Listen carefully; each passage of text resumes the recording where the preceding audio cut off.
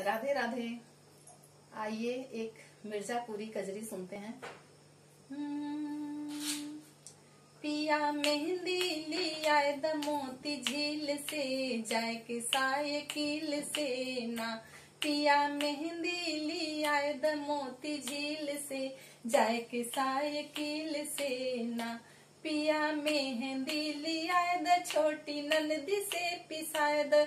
पिया मेहंदी लिया द छोटी ननदी से पिसाए द। छोटी ननदी से पिसाए द, छोटी ननदी से पिसाए द। पिया मेहंदी लिया द छोटी ननदी से पिसाए द। हम लगाए ले बेकाटा और कील से, जाए के साइकिल से ना। पिया मेहंदी लिया द मोती झील से, जाए के साइकिल से ना।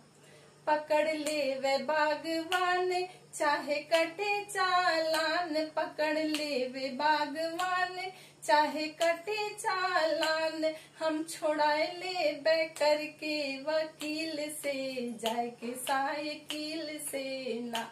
हम छुड़ा ले बे करके वकील से, जाए के साइकिल से ना।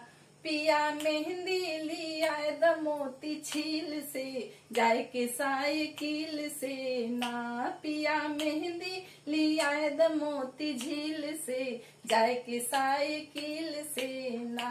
पिया मेहंदी लिया द मोती झील से, जाए के साइकिल से ना।